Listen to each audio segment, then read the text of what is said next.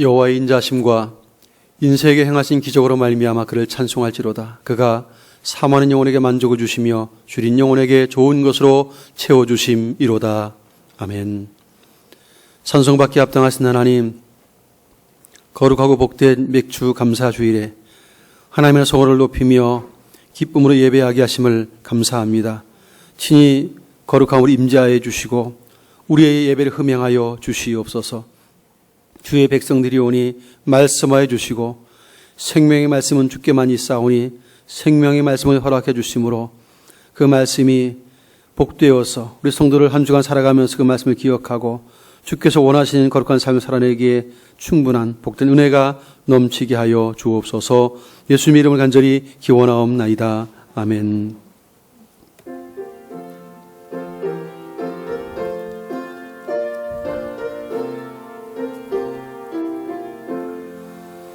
여기에 모인 우리 주의 은총 받은 자여라.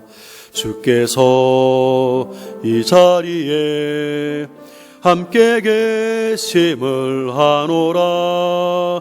언제나 주님만을 찬양하며 따라가리니 시험을 당할 때도 함께 계심을 믿노라. 이 믿음 더욱 굳세라. 주가 지켜주신다. 어두운 밤에도 주의 밝은 빛 인도하여 주신다.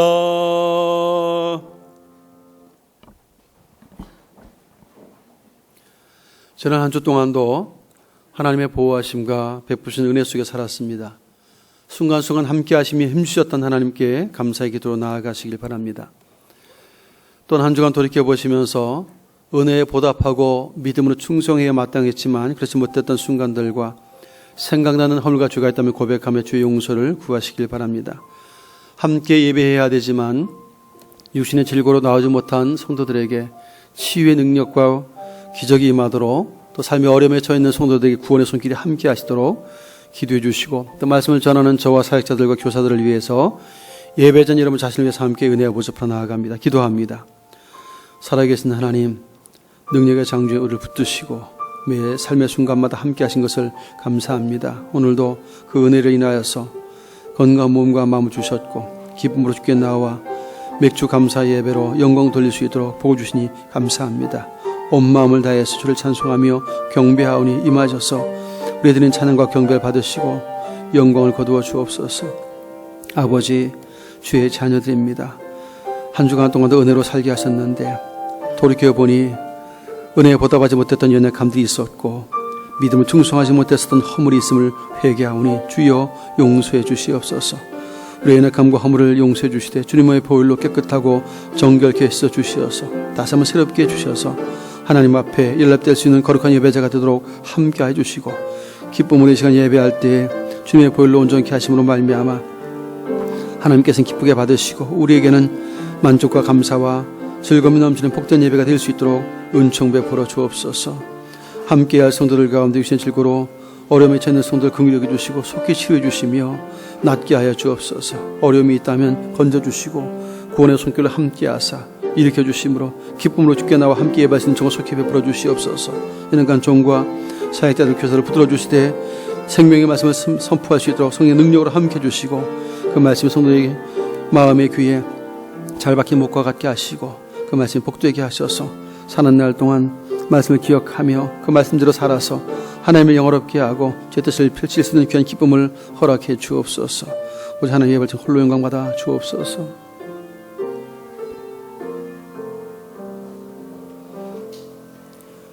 동에서에서 먼 것 같이 우리의 죄가를 우리에게서 멀리 옮기셨으며 아버지가 자식을 긍휼히 여김같이 여호와께서는 자기를 경외한 자를 긍휼히 여기시는 도다. 아멘.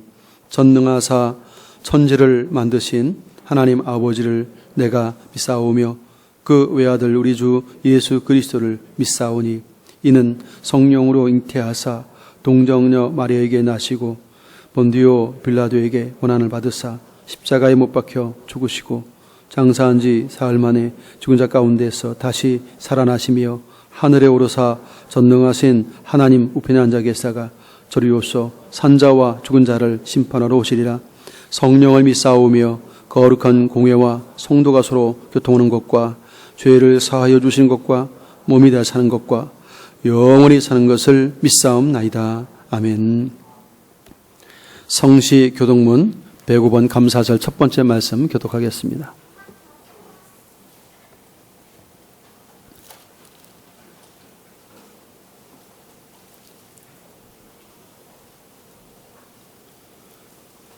교독문 105번입니다. 여호와께 감사하라. 그는 선하시며 여호와께 감사하고 그의 이름을 불러 아뢰며 그들이 광야 사막길에서 방황하며 거주할 성읍을 찾지 못하고 이에 그들이 근심 중에 여호와께 부르짖음에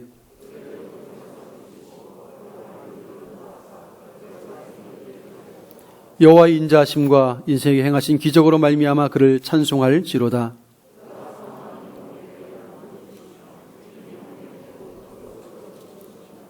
아멘.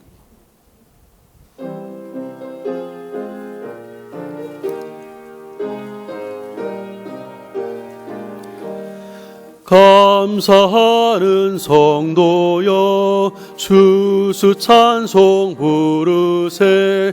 추운 겨울 오기 전 염려 없게 걷었네.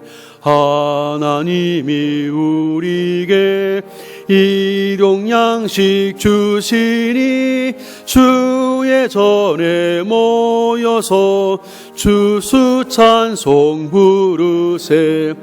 이 세상은 밭이요 주는 씨를 뿌리네. 좋은 곡식 싹날 때 가라지도 나도다. 싹과 잎이 자라서 열매 맺게 되나니 우리들을 온전한 알곡 되게 하소서. 우리 주님 오셔서 곡식 거둬 드리고 밭에 있는 나쁜 것 모두 소멸하실 때 가라지는 골라서 불에 던져 태우고 알곡들은 곳간에 길이 쌓아두시리. 어서 오셔서 우리 거둬 주소서. 죄와 슬픔 중에서 거리 건져 주소서. 모든 성도 영원히 하늘 집에 이르러 천군 천사 어울려 주수 찬송 부르리. 아멘.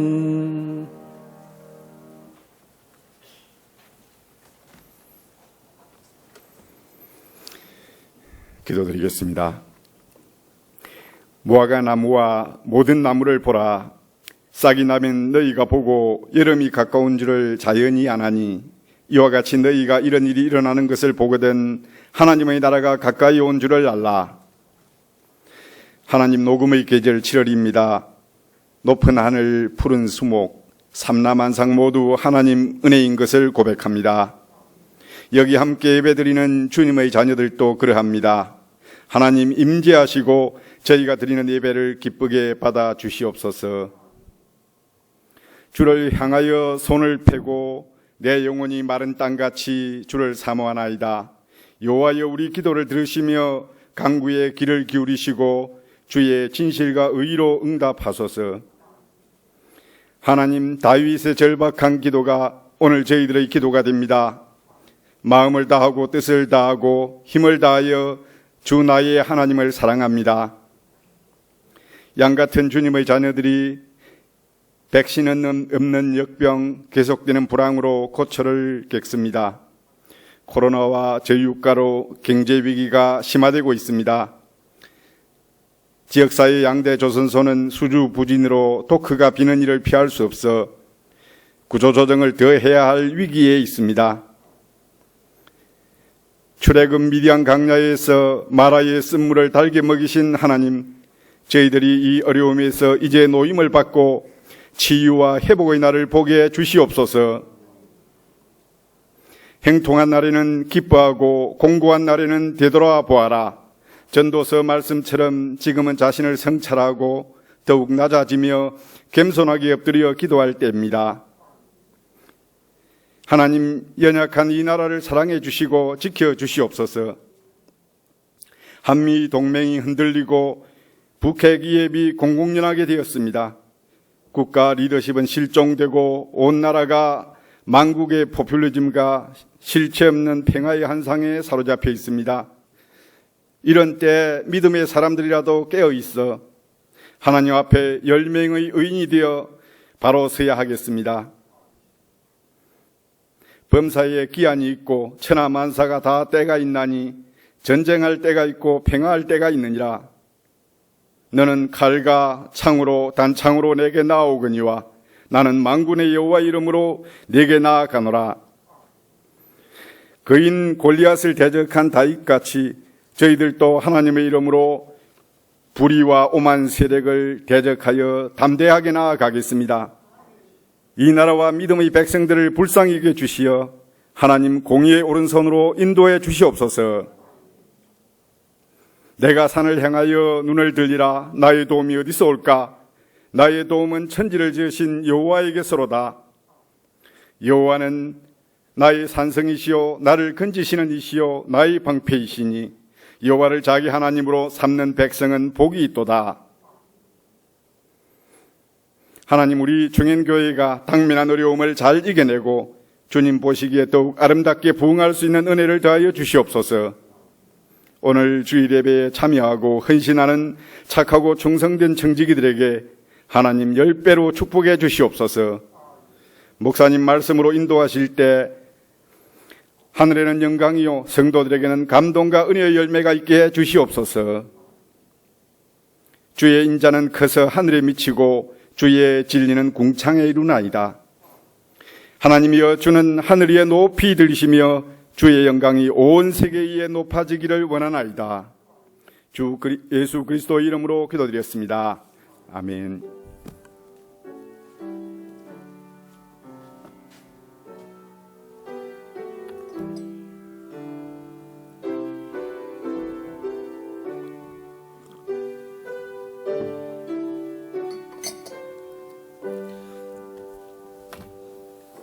하나님의 말씀을 함께 해보겠습니다. 구약성경 출애굽기 23장입니다.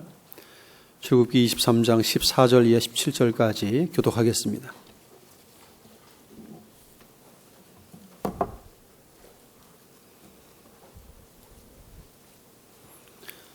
구약 117페이지 출애굽기 23장 14절로 17절입니다. 함께 봉독하겠습니다.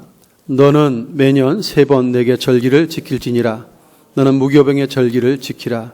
내가 네게 명령한 대로 아비벌에 정한 때에 이래 동안 무교병을 먹일지니 이는 그 달에 네가 애굽에서 나왔음이라. 빈손으로 내 앞에 나오지 말지니라. 맥주절을 지키라. 이는 네가 수고하여 밭에 뿌린 것에 첫 열매를 거둠이니라. 수상절을 지키라. 이는 네가 수고하여 이룬 것을 연말에 밭에서부터 거두어 저장함이니라. 네 모든 남자는 매년 3번씩 주 여호와께 보일지니라. 아멘. 할렐루야. 저 축복합시다. 사랑하고 축복합니다. 예, 오늘은 이제 맥주 감사 주일입니다. 해년마다 돌아오는 맥주절 어떤 생각이 드시나요? 우리 농사도 안 짓는데요, 목사님. 나하고 무슨 관계가 있나요? 특별히 맥주절은 보리맥자입니다. 보리 추수가 시작되면서 지켰던 절기이기 때문에 가뜩이나 보리 농사도 잘 안 짓는데 그게 나와 무슨 상관이 있습니까? 하나님이 명하신 절기는 단순한 추수를 위한 절기가 아닙니다. 성경을 이렇게 좀 구체적으로 살펴보다 보면 이 절기도 예수님과 그 구원의 사역과 연관되어서 우리에게 이 모든 절기를 명하셨다는 사실을 우리가 알게 되죠. 그래서 그냥 우리 한글상으로 대충 읽어버리면 이게 뭐 그냥 이런 절기였구나. 이 시대는 상관없이 이런 농사 안 지니까 안 지켜도 되는 거지. 이렇게 쉬이 생각하고 넘어갈 수 있습니다. 그러나 조금만 더 앞뒤로 살펴보면 이것이 그런 것이 아니구나. 시대와 상관없이 이 맥주절은 예수님과 관련되어서 지켜야 하는 특별한 절기라는 사실들을 이제 깨닫게 되면 그때서야 맥주절 이 절기도 꼭 지켜야 하는 절기라는 사실을 이제 깨닫게 되는 것이죠. 이스라엘의 3대 절기가 있습니다. 오늘 본문에 간단하게 나와 있어요. 이렇게 15절에 시작합니다. 3번 절기를 지키라고 14절에 시작을 하면서 너는 무교병의 절기를 지켜. 첫 번째입니다. 그리고 두 번째는 맥주절을 지키라. 16절에 나와 있습니다. 그리고 16절 후반부에 수장절을 지키라. 이렇게 3대 절기를 명했습니다.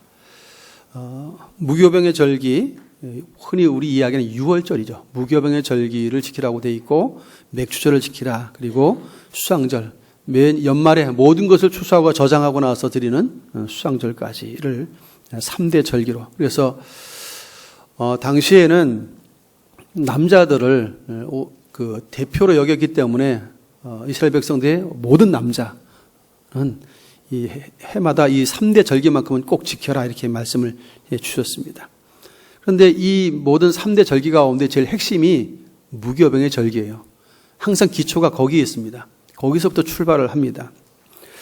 만일 이 무교병의 절기인 6월절이 없었다면 뒤에 있는 절기가 의미가 없어요. 그런 절기도 나타날 수도 없습니다. 왜냐하면 6월절 혹은 무교병의 절기는 우리의 구원을 보여주는 것이기 때문에 구원이 없으면 뒤에 것도 필요 없는 거예요. 그래서 모든 절기의 가장 기본이 되고 기준점이 되는 것이 이제 6월절이고 무교병의 절기입니다. 특별히 6월절은 애굽에서 노예로 살던 이스라엘 백성들을 구원해 내기 위해서 모세를 하나님 보내었는데 바로 왕이 왕관 고집으로 이스라엘 백성을 안 내보내죠. 왜냐하면 그냥 돈 들이지 않고 노예로 부리니까 얼마나 편안하고 좋겠습니까? 그런데 이 백성들 나가는 것 좋아할 왕이 없죠. 하나님께서 이렇게 완고한 고집을 피우는 바로 왕에게 10가지 재앙을 내리죠. 9가지 재앙 내릴 때까지도 마음이 왔다 갔다 하지만 끝내 잘 안 보냅니다. 10가지 재앙을 내리면서 자기의 겉으로 아끼던 장자, 애굽의 모든 장자, 처음 난 짐승으로부터 사람이니까지 처음 난 것들이 다 죽임을 당하는 어마어마한 사건이 일어나면서 바로 왕이 항복하고 이스라엘 백성을 내보내 주는 그런 사건이 기록이 되어 있습니다. 그래서 사람이든 짐승이든 처음 난 걸 다 쳐서 죽일 때 예수님의 그 대속의 십자가 죽음과 피 흘림을 상징하는 어린 양의 피를 좌우 임방과 문설주에 바르고 집안에 들어가서 쓴나물과 허리띠를 두고 쓴나물과 무교병을 먹었던 이스라엘 백성들만큼은 아무도 죽임을 당하지 않고 구원받는 역사를 성경은 보여줍니다. 그래서 넘을 월자죠. 넘어갑니다. 죽음의 사자가 애굽 전역을 쓸면서 그 어린 양의 피를 바르지 않은 모든 애굽 전역의 초태생들은 처음 난 건 다 죽입니다. 그러나 말씀대로 순종하여 어린 양의 피를 바른 택한 백성들의 집은 죽음의 사자가 다 넘어가서 아무도 죽지 않고 구원을 받게 되죠. 이게 6월절입니다. 근데 이때 먹었던 떡은 급히 떡을 만들어 먹고 이제 출애굽을 해야 됐기 때문에 급히 만드느라고 발효시킬 시간이 없어요. 그래서 누룩을 넣지 않습니다. 떡을. 누룩을 넣지 않은 떡이 무교병입니다. 당시에는 이 떡은 주로 보리가루로 만든 떡들입니다. 보리떡이에요. 오늘 이 맥주절과 연결된 것이죠. 맥주절에 보리를 추수하잖아요. 그 보리로 만든 떡이, 근데 거기에 누룩을 넣지 않았기 때문에 무교병입니다. 근데 이 무교병을 이제 일주일 동안 먹습니다. 누룩을 넣지 않은 떡을. 그래서 무교병의 절기다. 그렇게 표현을 하죠. 근데 이 누룩은 더러운 죄를 상징하기 때문에 예수님은 신약 성경에 보니까 나는 생명의 떡이로다. 당신은 생명의 산떡이라고 자신을 소개하셨어요. 생명의 산떡으로서 말씀이 육신되어 오신 분이신데 누룩 없는 떡처럼 죄가 전혀 없는 완전한 사람으로 오신 예수. 이 부분을 이 무교병이 잘 보여주어요.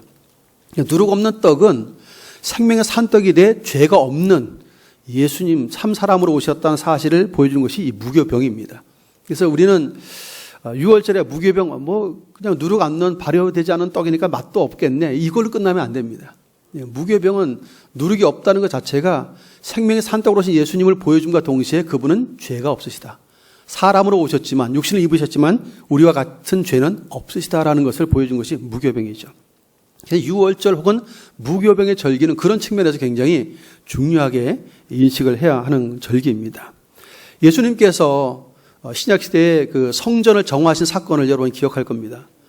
들어가셔서 성전에 가니까 비둘기 파는 사람, 환전상 별게 다 있으니까 이 제사장들과 상인들이 결탁을 해서 돈을 주고받으면서 만민이 기도하는 기도화의 집을 그냥 장사터로 만들어버렸어요. 합법적으로 강도들이 강도짓 하고 자기 속으로 들어가서 편안하게 쉬는 것처럼 나쁜 짓 하고 있는데 합법적인 강도 소굴처럼 성전을 만들어버렸어요.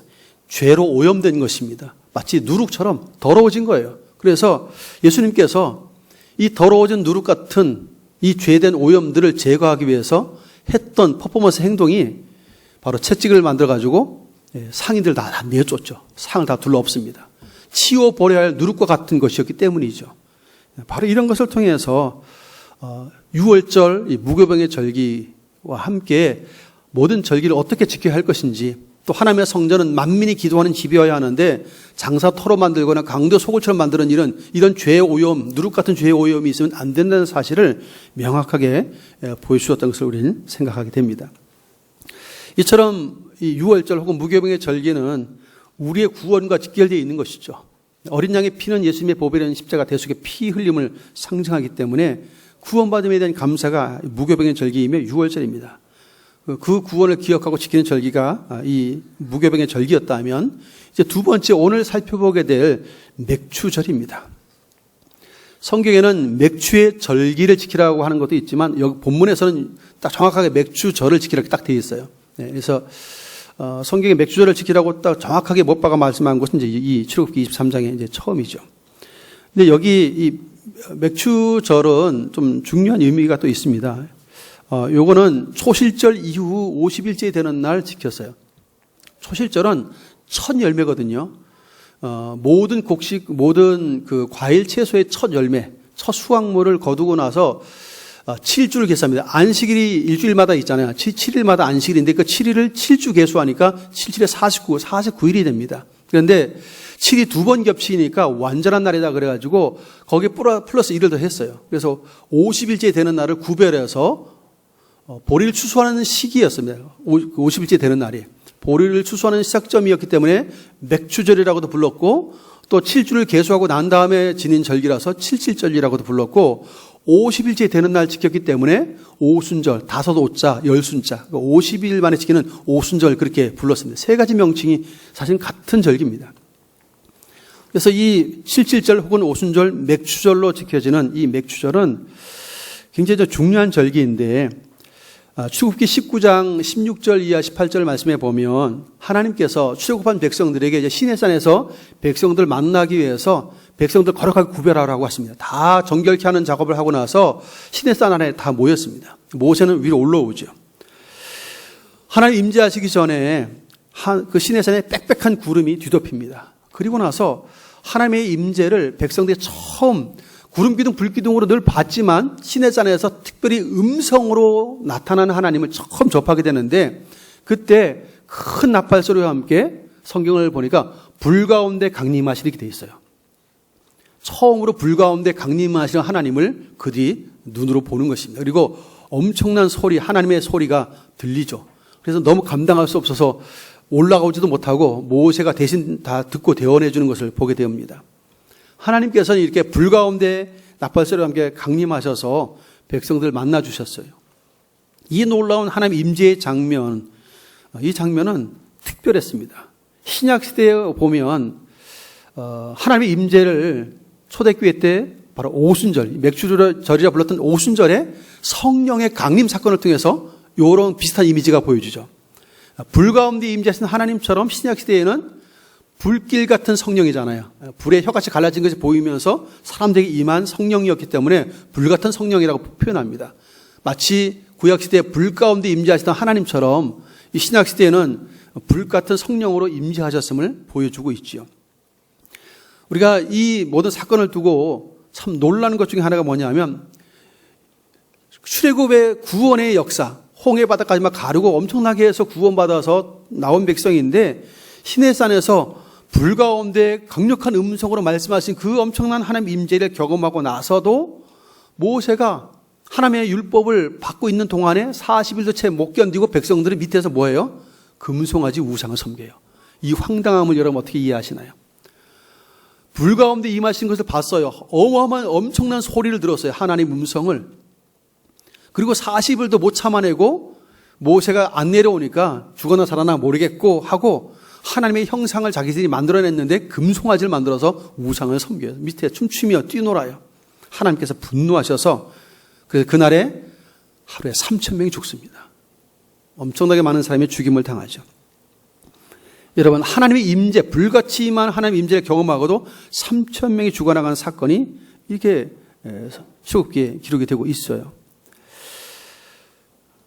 우리는 이것과 좀 대조해서 오순절날에도 사건을 이렇게 좀 비교해 보면 참 재미있는 이미지가 보입니다. 오순절에도 불같은 성령이 임하셨습니다. 똑같은 임재죠. 구약에서도 불 가운데 임하신 하나님의 임재를 경험했고 신약시대의 오순절에도 하나님의 임재를 경험했어요. 불같은 성령의 임재를. 그런데 너무 증상이 달랐어요. 구약시대의 백성들은 불 가운데 임하신 하나님의 임재를 경험하고도 우상 숭배하다가 3,000명이나 죽었어요. 그런데 신약시대 오순절에는, 지금 맥주절이죠. 그 오순절에는 불같은 성령의 임재를 경험하고 백성들이 눈이 뒤집어졌어요. 겁이 없어지고 담대함으로 복음의 전사가 돼요. 복음을 전하는, 예수 그리스도의 생명의 복음을 전하는 복음의 전사가 됩니다. 그 결과 구약의 백성들은 하나님의 임재를 경험하고도 우상 숭배하다 3,000이나 죽었는데 신약시대 오순절에는 불같은 성령을 경험하고 복음을 전하는 그 결과 하루에 몇 명의 회개가 돌아와요? 3,000명의 회개가 돌아와요. 구원받아요. 구약에는 3,000명이 죽어나갔는데 신약시대에는 3,000명이 살아 돌아온 역사가 일어나요. 무슨 얘기입니까? 오순절 혹은 맥주절 속에 우리가 생각해야 되는 것은 바로 하나님의 임재이며 그 임재를 통해서 무엇이 전파되죠? 복음이 전파돼요. 그리고 생명이 3,000명이나 살아나는 초대교회가 탄생할 뿐만 아니라 수많은 생명이 구원받는 역사를 성경은 보여줍니다. 이게 맥주절이에요. 오순절이라 불려진 맥주절이 일어난 어마어마한 사건입니다. 사랑하는 성도 여러분, 결과적으로 볼 때 구약에서는 하나님의 임재를 어마어마하게 경험하고서도 범죄 때문에 3,000명이 죽어나가는 일이 있었다면 신약시대는 좀 더 놀라웠어요. 성령의 불같은 성령의 임재를 통해서 사람들이 변화가 되고 복음이 전파되며 3,000명씩 회개하고 돌아온 역사도 일어나고 수많은 생명들이 주께로 돌이켜 구원 얻는 놀라운 절기가 바로 오순절에 일어난 사건입니다. 그래서 구약에 했었던 오순절의 어떤 사건과 그 맥주절의 사건은 별 평범해 보였어요. 그런데 신약시대에 사실은 와서는 이것이 오순절의 의미를 확연하게 보여주었던 사건이 오순절 사건이죠. 그래서 이거는 그냥 단순한 그 맥주절이 아니구나. 보리를 추수해서 만든 보리떡. 무교병의 절기로도 아까 6월절을 잠깐 설명을 했지만 보리 추수하면서 그 보리떡은 예수님을 상징하거든요. 생명의 떡 대신 예수님을 상징하는데 생명의 산떡으로 오셨잖아요. 죄가 없으신 무교병처럼 그렇게 주님이 오셨어요. 근데 그 주님은 왜 오셨죠? 죄인들을 살리시려고. 그래서 오순절, 신약시대 오순절에 성령의 강림을 통해서는 사람들이 살아나는 거예요. 허물과 죄로 죽었던 자들이 복음을 듣고 살아나는 역사들이 일어났음을 성경은 보여줍니다. 요한복음 6장에도 보면 오병이어의 기적을 소개하고 있어요. 여기 떡 5개, 물고기 2마리를 가지고 5,000명이 넘는 많은 사람들 먹이고도 몇 바구니 남기죠? 12바구니가 더 남아요. 풍성합니다. 생명을 얻게 하고 더 풍성히 얻게 하시는 하나님의 이미지를 그 한 사건을 통해서 보여주죠. 당시의 보리떡은 일반 부유층이 아닌 일반 서민들이 평범하게 먹던 일상적인 음식이에요. 이게 주식처럼 먹었던 음식들입니다. 보리떡이. 바로 이 떡이 바로 예수님을 요한복음 6장 48절에서 예수님께서 내가 곧 생명의 떡이로다 하고 친히 말씀하신 것처럼 예수님은 이 보리떡 생명의 떡이세요. 생명을 주는 생명의 떡이라고 말씀하셨고, 그래서 예수님께서 떡과 잔을 나누시면서 이것을 먹는 자마다, 이 잔을 마신 자마다 하고 우리의 구원을 선포하자, 죄사함과 구원을 선포했던 것처럼, 그래서 예수님을 먹고 마시라고 하는 말은 성찬식을 통해서 떡과 잔을 나누면서 예수님의 살과 피를 먹고 마신다고 그러잖아요. 상징적으로. 왜냐하면 생명의 떡으로 오셨기 때문에 이런 이미지로 말씀을 하신 것입니다. 실제 생명의 떡이신 예수님께서는 태초부터, 영원전부터 말씀으로 존재하셨고, 말씀으로 존재하셨던 그분은 때가 되매 말씀인 육신이 되어서 육신을 입고 우리 가운데 오셨어요. 그렇지만 육신을 입으셨지만 우리처럼 죄가 없고 무교병처럼 죄가 없는 완전한 사람으로 이 땅에 오셨습니다. 그리고 오셔서 어떻게 하십니까? 우리의 죄사함을 위해서 속죄의 어린 양이 되시죠. 십자가 대속의 죽음을 통해서 피를 흘리심으로 우리가 흘려야 할 피를 대신히 흘리시고 우리의 죄값을 지불해 놓으십니다. 이게 속량이라고 그러죠. 그 죄값을 지불해 내고 우리를 건져주셨습니다. 이게 구원이에요. 그래서 무교병의 절기뿐만 아니라 맥주절을 통해서도 우리는 생명의 산떡으로 이 땅에 오신 예수, 우리에게 생명 주기 위해서 오신 예수님을 이 맥주절에도 생각하게 하는 절기가 바로 이 절기임을 우리 생각하게 되는 것이죠. 그런데 이 맥주절에는 생명을 얻게 하고 더 풍성히 얻게 하려 하심이라라는 말씀을 우리는 여기에 접목시킬 수가 있어요. 왜냐하면 하루에 오순절에 몇 명이 돌아왔다고요? 3천이나 회개하고 구원받고 돌아오는 것처럼 생명을 얻게 하는데 하나가 아니고 더 풍성하게 얻게 하는 그런 역사를 성경은 보여주는 것이죠. 그래서 이 맥주절은 단순히 보리 추수했으니까 감사하다 그게 아니고 생명의 떡으로 오신 예수님으로 인하여서 우리의 구원받음과 또 그 예수로 말미암아 생명을 얻을 뿐만 아니라 더 풍성하게 얻게 하는 불같은 성령의 강림과 함께 초대교회가 탄생되고 이로 인해서 더 많은 생명들이 구원 얻게 되는 기가 막힌 역사들이 일어났음을 이 맥주절기에 생각하게 한다는 것이죠. 그래서 하나님께서 그런 특별한 절기였기 때문에 이스라엘의 남자라면 1년에 3차례 이 3대 절기는 꼭 지켜라라고 명령을 하신 것입니다. 레위기 23장 1, 2절에 보면 이 절기를 뭐라고 표현하냐면 여호와의 절기다 이렇게 설명했어요. 너희들의 절기가 아니라 여호와의 절기다. 이 절기의 주체가 하나님이시다라고 말씀합니다. 이거는 백성들만을 위한 절기가 아니라 하나님께 정하셨고 하나님을 위한 절기이기도 해요.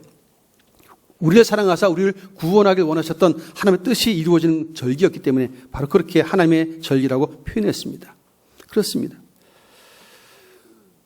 생명의 떡으로 오셨을 뿐만 아니라 이제는 구원의 보증으로서 예수님께서 누굴 보내셨습니까? 보혜사 성령님을 보내셨잖아요. 그 성령님이 오순절날에 맥주절에 오셨어요. 불같은 성령으로 오셨어요. 그래서 초대교회가 탄생됩니다. 어린 양의 신부인 교회가 탄생되었고 수많은 사람들이 구원받는 역사가 일어나게 되었습니다. 이게 맥주절에 일어난 어마어마한 사건이죠.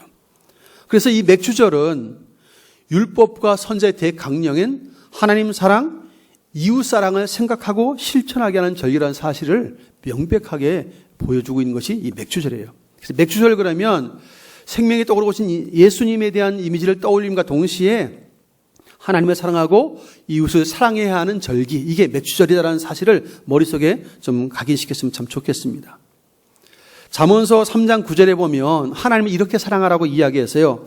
네 재물과 네 소산물의 처음 익은 열매로 여호와를 공경하라. 처음 익은 열매로 공경하라요. 보리를 첫 수확하면서 맥주절을 지키잖아요. 그런 것처럼 내 재물, 내 소산물의 처음 익은 열매로 여호와를 공경하라. 그래서 보통 이제 이런 신앙이 세대는 지나고 세월이 흘렀어도 이런 정신을 이어받는 사람들이 있죠. 예를 들어서 직장을 처음 이제 취업을 해서 첫 월급을 받으면 이게 첫 열매잖아요. 자기에게 첫 열매 하나님께 드리자고 하나님께 드린 사람도 있어요. 장사하는 분들은 하루 가게 문을 딱 열고 처음 들어온 수입은 이건 하나님의 것. 그래서 하나님의 것을 구별해 드리는 분들도 계세요. 이거 굉장히 그 하나님을 위한 마음들이죠. 하나님의 그 주인 되심에 대한 하나님의 소유에 대한 생각들을 가지고 드리는 헌신입니다. 이렇게 헌신하는 이유 중에 하나는 하나님의 첫 것은 다 내 것이라 그랬어요.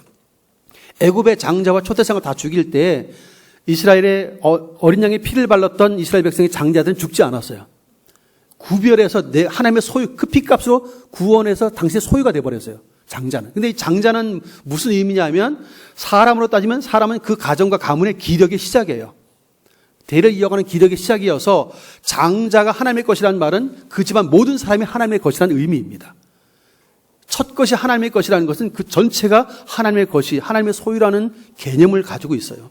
그래서 여기 첫 열매를 하나님께 드린다고 하는 것은 모든 것의 주인이신 하나님을 인정하고 드리는 예물이라는 뜻이에요. 그래서 이 맥주절에 드리는 예물도 굉장히 중요한 의미를 담는 것이죠. 그래서 내 재물, 내 소산물의 처음 익은 열매로 여호와를 공경하라는 말은 우리가 이 땅에 누리고 먹고 마시는 모든 것들이 하나님께로부터 왔다는 것을 인정하면서 주인이신 하나님 앞에 돌려드리는 거잖아요. 주인됨을 인정하면서. 그래서 이게 하나님을 향한 사랑의 표시죠. 하나님을 마음과 뜻과 힘을 다해 주 너희 하나님을 사랑하라고 했는데 그 사랑의 표현 중에 하나가 첫 것을 드리는 것이죠.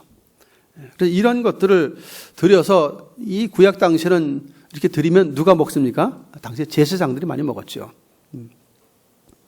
그렇게 하나님께 바쳐지는 제물을 성경에 표현하고 있습니다. 그런데 이렇게 하면 그 결과가 놀라워서요.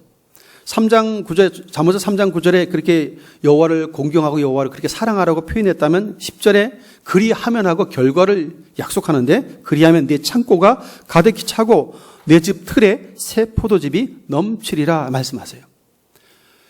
하나님의 주인됨을 알고 첫 것, 처음 난 것 가지고 하나님을 그렇게 사랑하며 섬기면 하나님께서 네 창고가 가득 차도록 내 집 틀과 포도즙에 넘치는 축복을 주겠다고 말씀하시죠.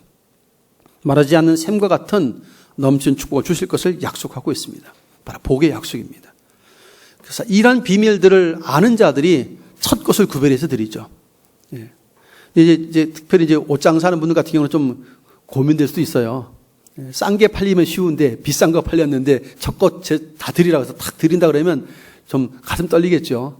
돈 계산하다 보면. 요즘에 옷이 장난 아니거든요. 네, 메이커드 가면 몇백만 원, 몇천만 원짜리 있기 때문에 만일 이런 생각을 가지고 첫 것은 무조건 하나님께 드려야지 해서 그렇게 구별했다고 하면 첫 번째 1,000만 원짜리가 팔렸다면 어떻게 될까요? 가슴 떨리겠죠. 사람이 참 돈에 대한 욕심과 마음이 크다 보니까 액수가 커지면 하나님 앞에 드리는 것을 두려워해요. 11조도 적을 때 드리는 건 쉬운데 많을 때 드리는 것은 괜히 아깝다는 생각을 갖는 것이 우리 사람의 탐심과 욕심이에요. 그래서 우리는 그만큼 죄에 많이 오염되어 있는 마음들이 우리 속에 있다는 사실들을 돌아보는 지혜도 필요하죠. 어쨌든 하나님께서는 하나님을 사랑하라는 온 율법의 대강령인 하나님 사랑, 이웃 사랑에 대해서 처음 하나님의 사랑은 재물, 내 소산물의 처음 익은 열매로 여호와를 공경해야 된다. 그렇게 직접 하나님을 사랑해야 된다라고 말씀하셨다면 두 번째 이웃 사랑은 이렇게 이야기해서요. 레위기 19장 9절 10절에 보면 너희 땅에 곡물을 벨 때에 너는 반 모퉁이까지 다 거두지 말고 너희 떨어진 이삭도 줍지 말며 너희 포도원의 열매를 다 따지 말며 너희 포도원에 떨어진 열매도 줍지 말고 가난한 사람과 타국인을 위해서 버려두라. 나는 너희 하나님 여호와니라. 가난하고 힘든 사람들을 위해서 배려하고 사랑하는 마음을 가지고 곡식도 반 모퉁이 일부러 베지 않는 거예요. 과일도 다 따지 않아. 일부러 남겨두라는 거예요. 혹시 떨어진 것은 나그네가 지나가면서 먹을 수 있도록 그냥 그것도 줍지 말고 내버려 두라는 것이죠. 이게 하나님의 명령으로 주어진 말씀입니다. 너희 이웃을 이렇게 사랑하라는 것이죠. 신약 성경 속에서는 내 이웃을 내 몸과 같이 사랑하라라고 말씀을 하세요. 우리도 먹고 살아야 하는 것처럼 가난한 이웃들도 먹고 살아야 하는 것이죠. 그렇게 실제적인 사랑의 실천이 있어야 한다는 것이죠. 우리도 살아야 되는데 이웃도 살아야 되죠. 그래서 두 가지를 이야기한 것입니다. 생명의 산떡은 우리에게도 필요하지만 다른 사람에게도 생명의 산떡 예수가 필요해요. 그래야 살기 때문이죠. 그래서 복음 전파가 필요한 거예요. 살려야 되니까. 두 번째는 육신을 입고 있으니까 우리도 떡을 먹잖아요. 쌀을 먹잖아요. 그러면 또 다른 이들도 떡과 쌀을 먹어야 되죠. 그러려면 나눔이 필요한 것입니다. 그래서 복음 전파도 사랑의 나눔이고 이웃사랑에 대한 나눔이고 실제적인 떡을 나누는 것도 사랑의 나눔이죠. 두 가지가 다 포함되어 있어요. 우리는 그래서 이 맥주절기에는 앞서 말씀드린 것처럼 누룩을 취 하는 보리떡처럼 말씀 육신되어 오시지만 죄가 없으신 예수님께서 우리의 죄를 대속하기 위해 십자가 피를 흘리셨다는 사실을 그래서 우리에게 주신 그 구원의 선물을 이제 생각하면서 이 맥주를 지키되 오순절에 성령 강림과 함께 폭발적인 복음의 역사가 일어났던 것처럼 우리들도 이제는 생명의 떡이신 예수님을 선물 받은 사람답게 생명의 떡을 선물해 주는 자로 살아야 되는 거죠. 그래서 이것을 그렇게 하는 그 두 가지 의미잖아요. 그렇게 하는 게 하나님을 향한 사랑이고 동시에 이웃을 향한 사랑이에요. 생명의 떡이신 예수를 전해주는 일은 하나님을 사랑하기 때문에 하는 행동이기도 하고 그 이웃을 사랑하는 증거이기도 해요. 동시에 실제적인 이웃에게 어려운 자들에게 도움을 줄 수 있는 그런 여기처럼 가난한 자들을 위해서 밥모퉁이도 안 베고 이삭도 줍지 않고 하면서 배려하고 나누는 이런 삶은 마땅히 이웃사랑의 실제적인 모습이다라고 가르쳐주고 있기 때문에 맥주절에는 이런 일들을 하며 살아야 되겠구나라는 사실들을 마음에 새겨야 하는 것입니다. 사랑하는 성도 여러분, 그래서 맥주절은 단순한 보리초수가 아니라 보리떡처럼 그것도 누르굴록지 않은 무교병과 같은 죄 없으신 예수님께서 오셔서 우리가 생명의 산떡이신 그 예수님 때문에 생명을 얻게 되었구나. 그리고 그 신약시대 이 오순절 맥주절에 불같은 성령의 강림을 통해서 교회가 탄생되고 신부잖아요. 그리스도의 신부. 교회가 탄생되고 그리고 복음의 왕성한 역사를 통해서 수많은 사람들이 생명의 떡이신 예수님을 또 선물 받게 되었구나. 이 일은 현재 교회인 우리가 이 사명을 감당해야 되겠구나 사실들을 맥주할 때마다 생각해야 하는 것입니다. 두 가지를 말씀드렸습니다. 하나님 사랑, 이웃 사랑인데 특별히 그것을 공통적으로 두 가지가 다 들어가는 것 중에 하나가 복음 전파라고 하는 것을 말씀드렸고 그리고 실제적인 어려운 이웃들을 돕는 것이라고 말씀드렸습니다. 그래서 하나님을 사랑하고 이웃을 사랑함으로 정말 온 율법과 선지의 대강령이라고 하셨던 이 말씀대로 삶을 살아내는 그래서 하나님의 기쁨이 되어서 복을 누리는 우리 모두가 될 수 있기를 예수님의 이름으로 축원을 드립니다. 존귀하신 하나님, 맥주 감사 주일 이 아침에 맥주절의 진정한 의미를 말씀 가운데 헤아려 보면서 생명의 산떡으로 이 땅에 오신 예수 그리스도의 그 은혜와 그 구속하심의 은혜를 인하여 우리가 구원받은 백성으로서 또한 생명의 산떡이신 예수로 말미암아 구원받은 백성으로서 복음을 전하며 사랑을 실천하며 하나님 사랑, 이웃 사랑을 실천해가는 절기로서 깨닫게 하신 것을 감사합니다. 이제 이후로도 우리의 삶의 자리에서 맥주를 지키되 감사함으로 지키고 이와 같은 하나님의 사랑, 이웃 사랑을 실천하면서 귀한 절기 지켜가는 우리가 될 수 있도록 역사하여 주시옵소서. 예수님의 이름으로 간절히 기도하옵나이다. 아멘.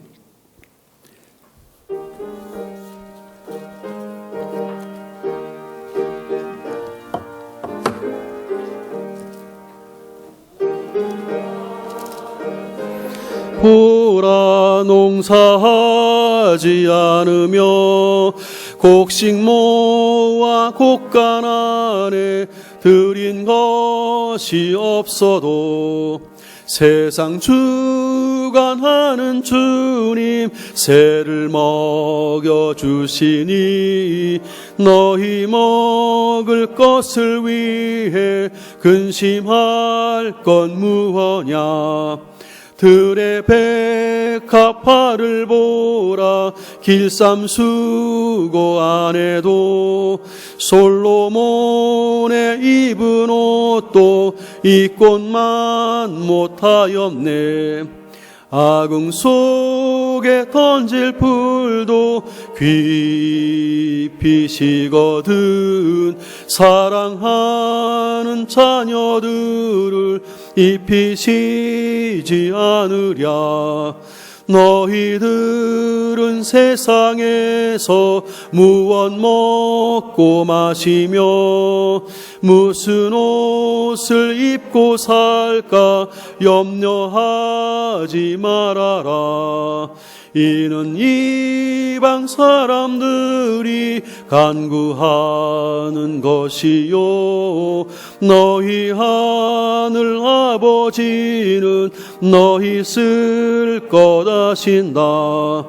너는 먼저 주의 나라 그의 의를 구하며 하나님이 모든 것을 너희에게 주시리.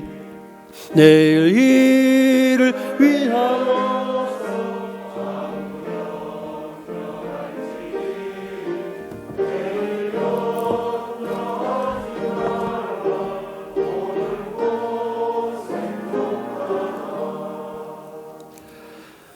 오늘도 친히 살아서 역사하시는 하나님 아버지, 베푸신 은혜와 사랑을 인하여 감사를 드립니다. 맥주 감사주일 아침에 우리의 마음과 정성을 담아 귀한 예물을 주 앞에 구별하여 드리오니 받아 주시옵소서. 손길들을 복되게 하시는 아버지, 드려진 물질들이 주의 이름으로 잘 쓰여질 수 있도록 그 능력 가운데 역사해 주시어서 이 땅에 하나님의 나라가 서고 주의 뜻이 이루어지며 많은 생명들이 구원을 얻도록 친히 역사해 주옵소서. 성도들의 가정과 직장과 산업에 또 자녀들의 삶에 모든 필요를 아시는 하나님, 때에 맞게 부족함 없이 채우셔서 이 땅에 사는 날 동안 주의 이름으로 베풀 수 있고 나눌 수 있도록 풍성한 은혜를 허락해 주시옵소서. 그 마음에 하나님의 비전과 소원을 담아 주셨사오니 그 비전을 성취할 수 있도록 강하고 또 온전한 믿음과 함께 건강도 지켜 주시옵소서. 하나님, 코로나19로 많은 힘든 시기를 지나고 있습니다. 주의 백성들이 오니 안전하게 지켜주시고 어려운 때이지만 더 뜨거운 열심 가운데 믿음으로 하나님을 예배하고 또 주의 말씀을 사모하며 주의 말씀을 대로 살아가는 삶을 힘써 노력하는 귀한 성도들로 매일매일 승리하는 복을 허락해 주옵소서. 이른 아침부터 성도를 섬기기 위해서 나와서 차량을 운전하고 주차위원으로 안내위원으로 수원위원으로 수고하며 반주하러 꽃꽂이로 방송실에서 교사로 식당에서 이모저모 수고한 귀한 종대 수고를 기쁘게 연락해 주시고 저দের 삶에 우리 주님 친히 동행하여 주심으로 말미암아 형통케 하시고 참된 만족을 누릴 수 있는 인생들로 복을 허락하여 주옵소서. 믿음으로 나와 예배하는 모든 성도들마다 한 주간 동안도 넉넉히 예수님의 이름으로 승리하는 백성들로 삼으시고 삶의 자리에서 하나님의 이름을 영화롭게 하는 귀한 성도들로 승리케 하여 주옵소서. 예수님의 이름을 축복하며 기도하옵나이다. 아멘. 교회 소식 말씀드리겠습니다. 주보 뒷면을 참조해 주시길 바랍니다. 2부 예배 후에 7월 정기 재직회를 모이겠습니다. 재직들은 적극 참여해 주시길 바랍니다. 다음 주간 이제 돌아온 토요일이죠. 돌아온 토요일 날 이제 은퇴식 및 임직식을 하게 됩니다. 그래서 외부 손님들 많이 맞이하고 해서 오늘 오후 예배 후에 전체적인 교회 대청소를 좀 하겠습니다. 특별히 이제 집중적으로는 식당 같은 곳에 여기는 뭐 큰 청소할 것은 많이 없지만 식당이라든지 특별히 교육관 화장실 이런 부분들을 좀 주변을 좀 청소를 좀 하려고 합니다. 도와주시고 그리고 보셔서 알겠지만 흡음재를 다 새로 이렇게 하다 보니까 두꺼운 흡음재를 붙이다 보니까 양옆에 벽걸이로 걸었던 선풍기라든지 이런 다른 자리가 지금 구멍만 조금 이렇게 표시만 되어 있지 걸지를 못하고 있어요. 그래서 이거를 잘 오려서 이렇게 잘 걸어야만 걸릴 수 있습니다. 이 작업도 오후에 좀 하도록 하겠습니다. 그래서 우리 젊은 남전도에 좀 도와주시면 감사하겠습니다. 돌아온 토요일 말씀드린 것처럼 장로 은퇴, 권사 은퇴, 또 안수 입사 임직, 권사 임직해서 11일 토요일 오전 11시 본당에서 이제 은퇴 및 임직식을 거행하겠습니다. 그 임직식 당일에는 본교 성도들 간에 이렇게 추가금을 주고받지 않도록 합니다. 그 30명 가까이 되기 때문에 부담이 많이 갈 수 있어요. 누구 안 받고 하면 참 부담이 가기 때문에 그런 부담을 없애기 위해서 주고받지 않기로 했습니다. 그래서 개인적으로 알아서 주는 거는 뭐 어쩔 수 없는 것이지만 교회 공식적으로는 주고받지 않습니다. 그래서 부담 없이 그냥 참석하셔서 영광 올릴 수 있기를 바라고요. 그 다음에 우리 그 임직자들이 우리 성도들 전체에게 기념품 수건 두 개씩 들어있는 수건 세트를 선물을 만들었습니다. 준비했는데 이 기념품은 임직식 당일에는 우리 성도들에게는 드리지 않습니다. 주일날, 토요일날 임직식을 하고 주일날 구역장님을 통해서 구역으로 다 배부할 겁니다. 그래서 빠지지 않도록 가정들 다 돌아갈 수 있도록 이렇게 할 것이니까 그렇게 받으시고 임직식 당일에는 외부 손님만 받도록 그렇게 배려해 주시면 감사하겠습니다. 영상 예배를 드리는 가정들은 준비된 헌금을 교회 계좌로 송금해 주시면 감사하겠고요. 코로나19가 속히 종식돼서 다 함께 예배 드릴 수 있었으면 좋겠습니다. 확산되지 않도록 계속해서 좀 기도해 주시길 바라고요. 지난 주간도 교육관 건축 헌금 작정해 준비를 해 주시고 계셔서 감사합니다. 서로 함께 인사하겠습니다. 우리는 맥주를 예수님을 생각하면서 맥주를 지켜야 됩니다. 예수님을 생각하면서 맥주를 지킵시다. 우리 자리에 일어나서 591장 함께 찬송합니다.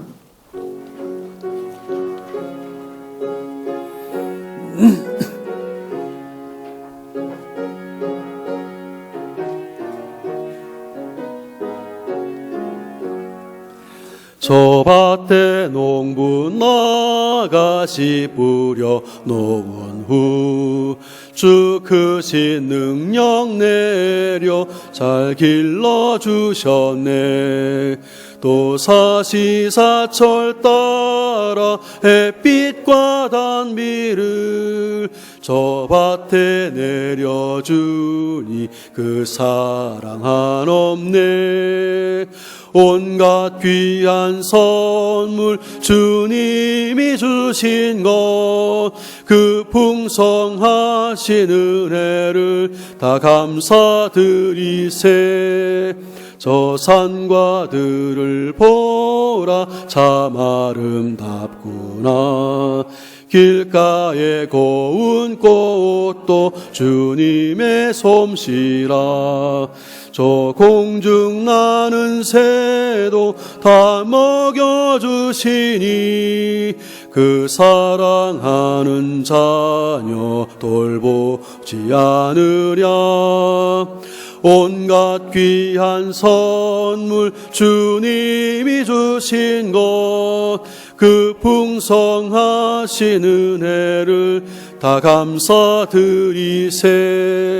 씨 뿌려 거둔 곡식 주님의 은혜라.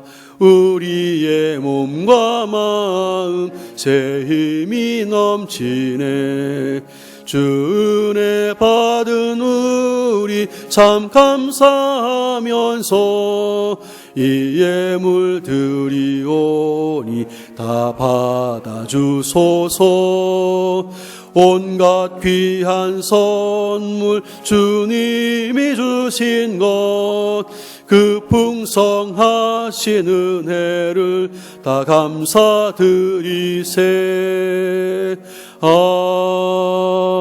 아멘.